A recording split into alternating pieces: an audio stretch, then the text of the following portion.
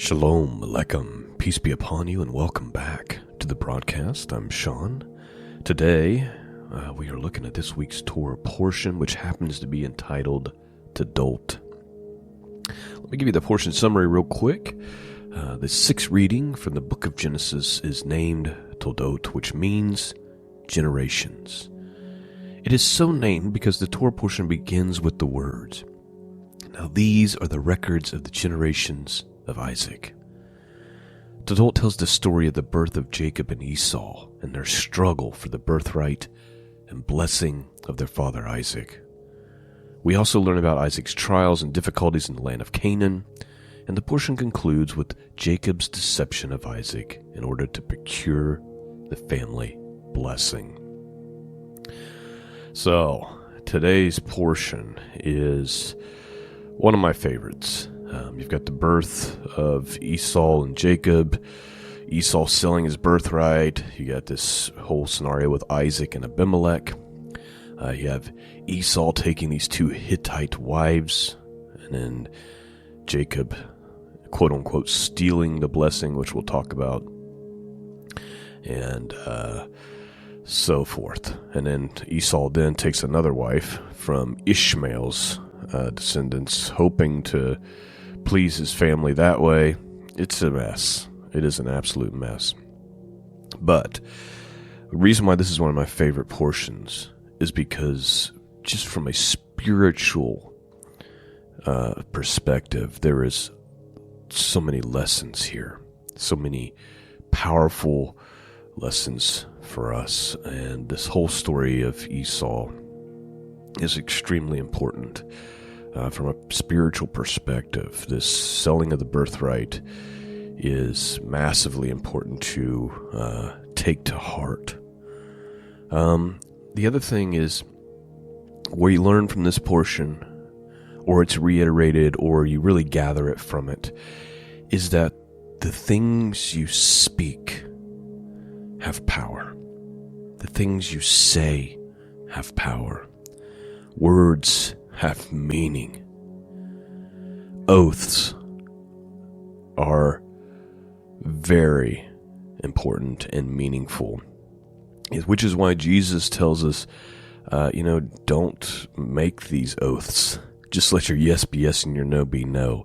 Because when you make an oath, especially if you make an oath in the name of Jehovah, it's binding and it has consequences, as we can see from today's portion. So open up your hearts in the deepest way today, because there is much here to glean. It's Genesis chapter 25:19 through Genesis chapter 28 verse 9. I wish I had about 2 hours, but we got to knock this out in about 40 minutes. But I'm gonna really try to drive home at least a couple of the things that I think are really important. All right, that's enough of an introduction. Let's begin. I'm still reading from the Hallelujah Scriptures this morning. Starting with verse 19, Genesis chapter 25. And this is the genealogy of Yishak, that is to say Isaac, Abraham's son. Abraham brought forth Yishak, and Yishak was 40 years old when he took Rivkah, that is to say Rebekah, as a wife, the daughter of Bethuel, the Aramean of Padam Aram, the sister of Laban, the Aramean. And Yishak prayed to Jehovah for his wife, because she was barren. And Jehovah answered his prayer, and Rivkah his wife conceived. And within her the children struggled together, and she said, "If all is right, why am I this way?" So she went to ask Jehovah. And Jehovah said to her, 2 nations are in your womb, and 2 people shall be separated from your body. And 1 people shall be stronger than the other, and the older shall serve the younger. Please note, this is important. Later on in the story, we're going to see this little deception by Jacob and Rivkah, by Rebekah. And some might look at it and say, oh, this is just, you might have some opinions about whether it's right or whether it's wrong. But I want you to remember, when we get to that part, that it is ordained by God himself. Because he's already telling Rebekah, while the two are still in her womb, the younger is my chosen one. The younger is the one that I choose. The older shall serve the younger. So Rivkah already has this prophecy in her heart. Verse 24. And when the days were filled for her to give birth, and see twins in her womb, and the first came out reddish all over like a hairy garment, so they called his name Esau. And afterwards his brother came out, with his hand holding to Esau's heel, so his name was called Yaakov. Just an obvious observation. Jacob's name means heel grabber. It's pretty clear. And Yitzhak was 60 years old when she bore them. Please note. How old was Jacob when he took Rivkah for a wife? 40 years old. And he had to pray for Rebekah because she was barren. When he finally gets his children, which God promises him, he's 60. That's 20 years. Sometimes, my friends, you may feel like God is leading you in a direction or has made a promise to you in your heart, and it's been a while. And you're like, maybe I got it wrong. In most cases, it just takes a little longer than what we expect in our minds and in our hearts. God is not in a hurry. Esau waited 20 years. Think about Abraham and Sarah, how long they waited. To the point where when she's finally told, hey, it's going to happen in the next, 12 months, she laughs. Like, really? It's going to happen? 60 years old when she bore them. And the boys grew up, and Esau became a man, knowing how to hunt. A man of the field, while Yaakov was a complete man, dwelling in tents.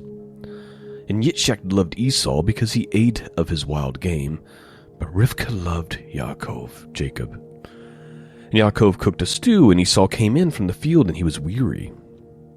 And Esau said to Yaakov, please feed me with that same red stew, for I am weary. That is why his name is called Edom. But Yaakov said, sell me your birthright today. And Esau said, look, I'm going to die, so why should I have a birthright?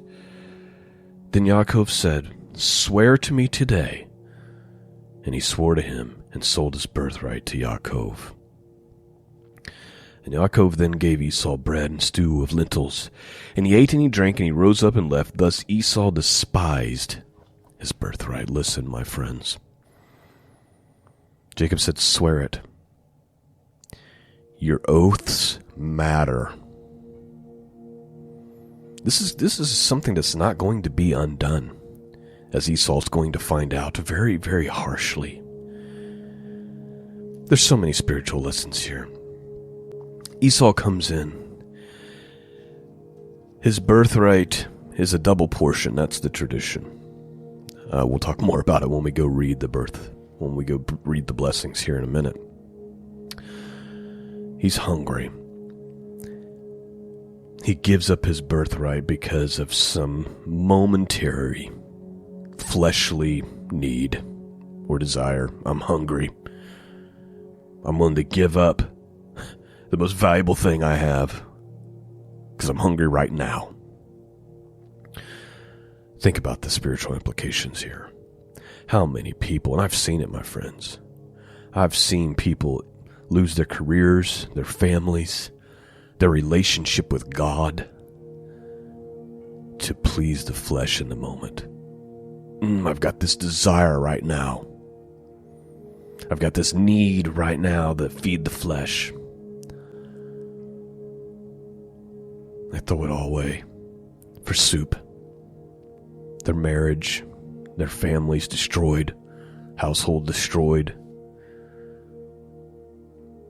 because some fleshly need that they go fulfill with some strange person or somebody from work or the neighbor.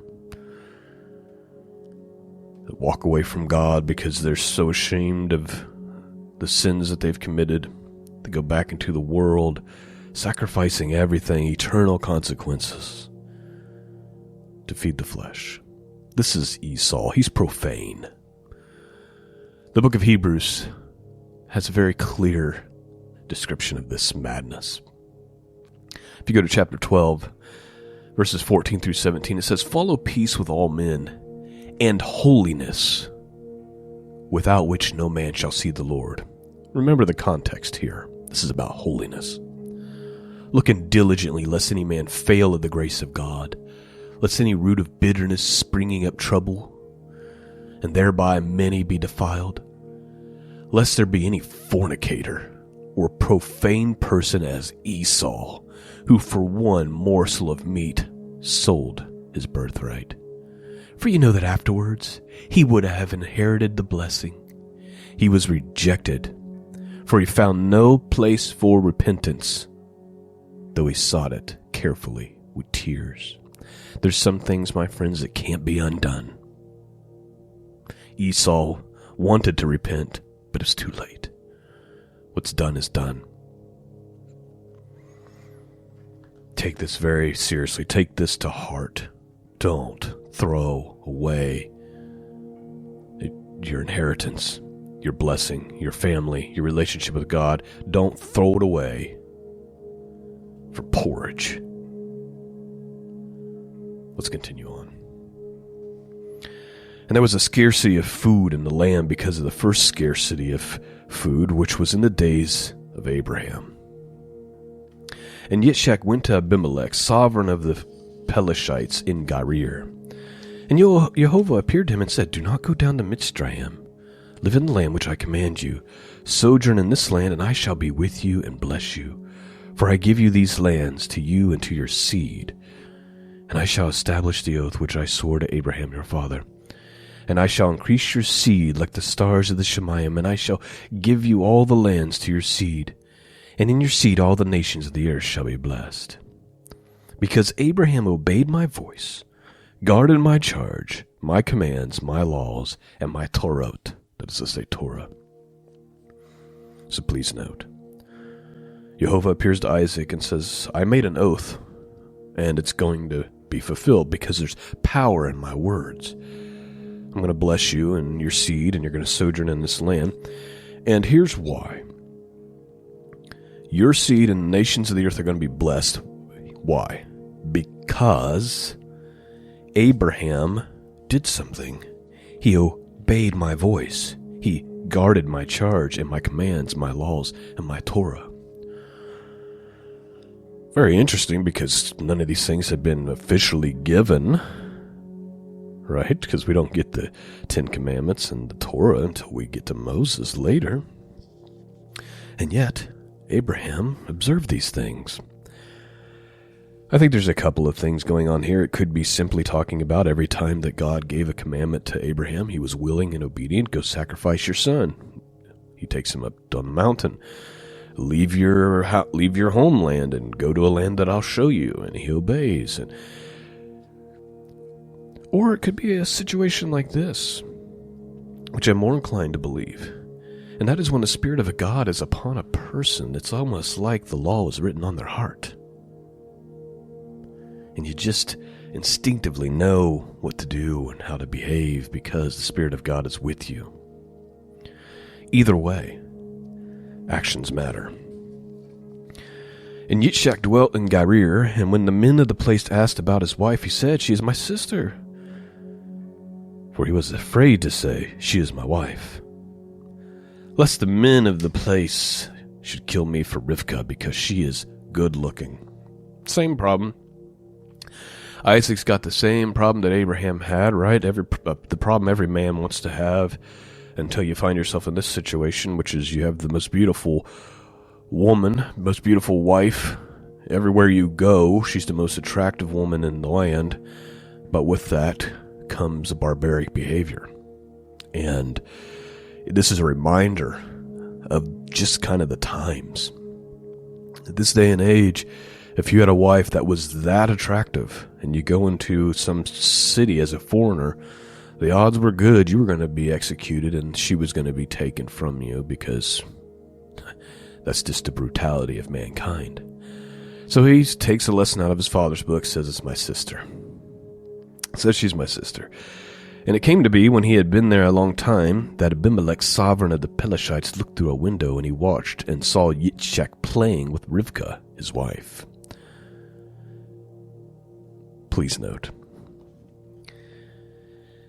I'm not going to make a big thing out of this, but I'm just going to point it out. You see, Abimelech looks out the window and he sees Isaac playing with Rivkah. And whatever this means, it's obvious that Rivkah is his wife, not his sister, based on this behavior. The same words which used when Sarah sees Ishmael playing with Isaac. And she goes to Abraham immediately and says, "Get them away from me. Get them out of here. They're not, this child is not going to inherit with my child." Do you remember that story? Wasn't that long ago that we read that? Just something to make note of. So Abimelech called Yitzchak and said, "See, truly she is your wife. So how could you say she is my sister?" And Yitzchak said to him, "Because I said, lest I die on account of her." And Abimelech said, "What is this you have done to us? One of the people had almost lain with your wife, and you would have brought guilt upon us." And Abimelech commanded all his people, saying, "He who touches this man or his wife shall certainly be put to death." And Yitzchak sowed in the land and reaped in the same year 100-fold, and Jehovah blessed him. And the man grew great and went forward until he became very great. And he came to have possessions and flocks and possessions of herds and a great body of servants, and the Pelashites envied him. And the Pelashites had stopped up all the wells which his father's servants had dug in the days of Abraham his father, and filled them with dirt. And Abimelech said to Yitzchak, "Go away from us, for you are much mightier than we." And Yitzchak went from there and pitched his tent in the Wadi Garir, and dwelt there. And Yitzchak dug again the wells of water which they had dug in the days of Abraham his father, for the Pelashites had stopped them up after the death of Abraham. And he called them by the names which his father had called them. But when Yitzchak's servants had dug in the wadi, they found a well of running water there. And the herdsmen of Gerar strove with Yitzchak, the herdsman, saying, "The water is ours." And he called the name of the well Esek, because they strove with him. And they dug another well, and they strove over that one too, and they called its name Sitnah. Please note, Sitnah, if you look at it in the Hebrew, it's the root word for Satan, adversary. He's calling both of these by names like that. So you got Sitnah and Esek, which means strove. Sitnah is Satan, adversary. He's naming these things because because he's having trouble with them. But then he has a third one. And he moved from there, and he dug another well, and he did not strive over it, and he called its name Rehoboth, and said, "For now Jehovah has made room for us, and the land shall bear fruit, and we shall bear fruit in the land." And from there he went up to Beersheba, and Jehovah appeared to him in the same night, and said, "I am Elohim of your father Abraham. Do not fear, for I am with you, and I shall bless you, and increase your seed for my servant Abraham's sake." So please note, kind of the same conversation that he had with Isaac years prior. It's like, hey, don't forget, I'm here, I'm the God of your father, I'm going to bless you and your seed, but I'm doing it for the sake of my servant Abraham. And he built an altar there, and he called the name of Jehovah. He called on the name of Jehovah, and he pitched his tent there, and the servants of Yitzchak dug well there. And Abimelech came to him from Gerar with Ahazath, one of his friends, and Pilcol, the commander of his army. And Yitzchak said to them, "Why have you come to me, seeing that you have hated me and have sent me away from you?" But they said, "We have clearly seen that Jehovah is with you." And we said, "Please, let there be an oath between us and between you and us, and let us make a covenant with you." Please note, what did I say at the beginning of this portion? Oaths are important. And really, that's the theme of this portion. It's just about an oath after an oath after an oath, and how it's binding.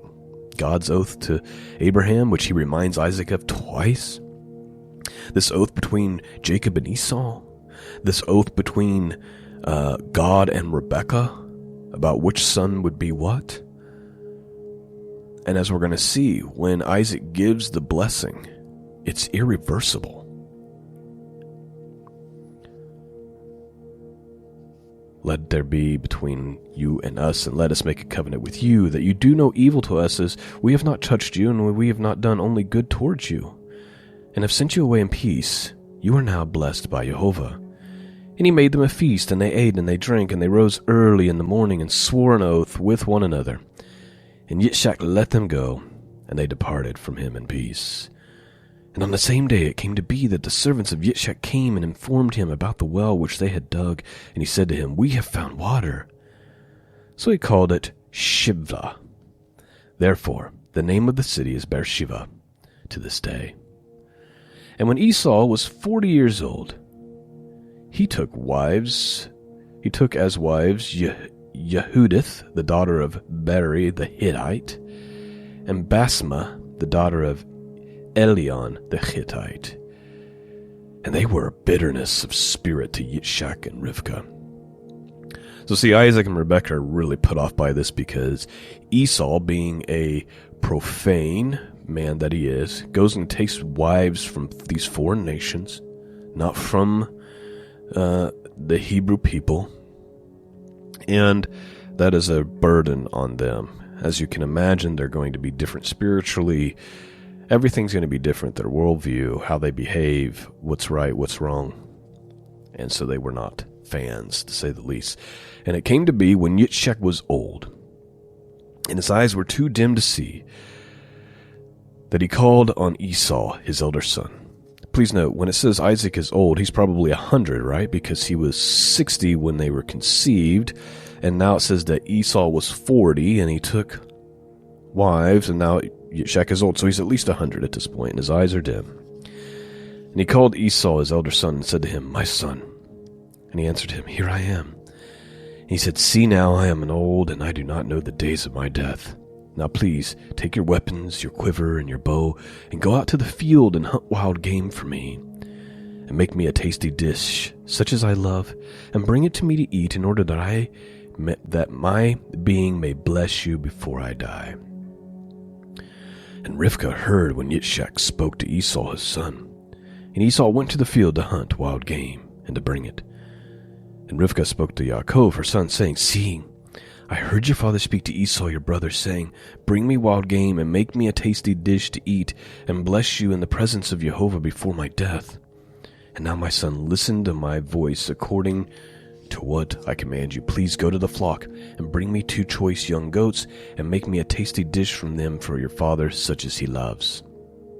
And I make a tasty dish, she says. And you shall take it to your father, and he shall eat it, so that he might bless you before his death. So this might come as a shock to Jacob, but remember, Jacob and Rebekah are both going to see this as ordained by God. Jacob knows about the oath that him and Esau made when Esau sold him his birthright carelessly for soup. Rivkah knows because Jehovah appeared to her and told her that this was going to happen, and now they're taking action to make sure it happens. It may seem deceptive or whatever on the surface, but remember, this is about what's ordained by God, what's been told to them. And so now they're putting it to action. And Yaakov said to Rivkah, his mother, See, Esau my brother is a hairy man, and I am a smooth-skinned man. What if my father touches me, and then I shall be like a deceiver in his eyes, and he shall bring a curse upon myself and not a blessing? But his mother said to him, Let your curse be on me, my son. Only obey my voice. Go, get them for me. And he went and he fetched them and brought them to his mother, and his mother made a tasty dish, such as his father loved. And Rivkah took the best garments of her elder son Esau, which were with her in the house, and put them on Yaakov, her younger son. And she put skins of goat's hair on his hands, and on the smooth parts of his neck. And then she gave the tasty dish and the beard. Then she gave the tasty dish and the bread which she had prepared into the hand of her son Yaakov. And he went to his father, and he said, Here, my father. And he said, Here I am. Who are you, my son? And Yaakov said to his father, I am Esau, your firstborn. I have done as you said. Please rise, sit, and eat of my wild game, so that your being might bless me. And Yitzchak said to his son, How is it that you have found it so quickly, my son? And he said, Because Jehovah your Elohim has brought it to me. Then Yitzchak said to Yaakov, Please come near, that I might feel you, my son, whether you truly are my son Esau or not. And Yaakov went near to Yitzchak his father, and he felt him, and he said, The voice is the voice of Yaakov, but the hands are the hands of Esau. And he did not recognize him, for his hands were hairy like his brother Esau's hands. And he blessed him. And he said, Are you truly my son Esau? And he said, I am. And he said, Bring it near to me. Let me eat of my son's wild game, so that my being might bless you. So he brought it near to him, and he ate, and he brought him wine, and he drank. And his father Yitzchak said to him, Please come near, and kiss me, my son. And he came near, and he kissed him, and he smelled the smell of his garment.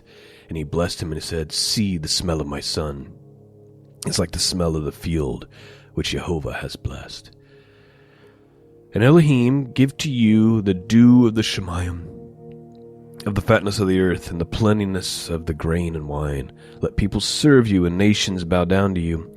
Be master over your brothers, and let your mother's sons bow down to you. Cursed be those cursing you, and blessed be those blessing you. Please note. Take note of this little last part. It's the same blessing that's upon Abraham, right? Those who bless you will be blessed. Those who curse you will be cursed.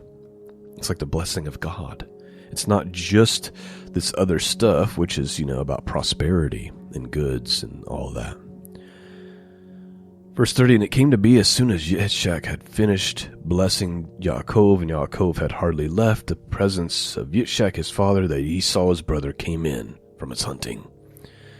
And he too made a tasty dish, and brought it to his father, and said to his father, Let my father rise and eat of his son's wild game, so that you might bless me. And his father Yitzchak said to him, Who are you?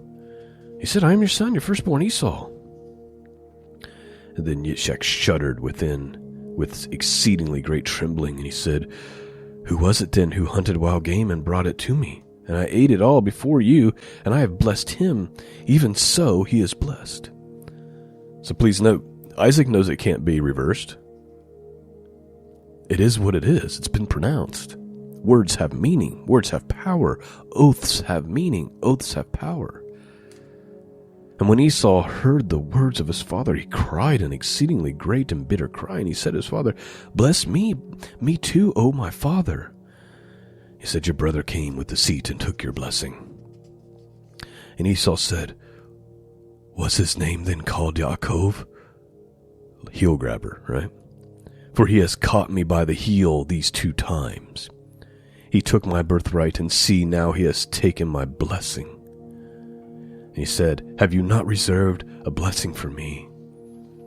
Then Yitzchak answered and said to Esau, See, I have made him your master, and all his brothers I have given to him as servants, and I have sustained him with grain and wine. And what then shall I do for you, my son? And Esau said to his father, Have you only one blessing, my father? Bless me too, O my father. And Esau lifted up his voice and wept.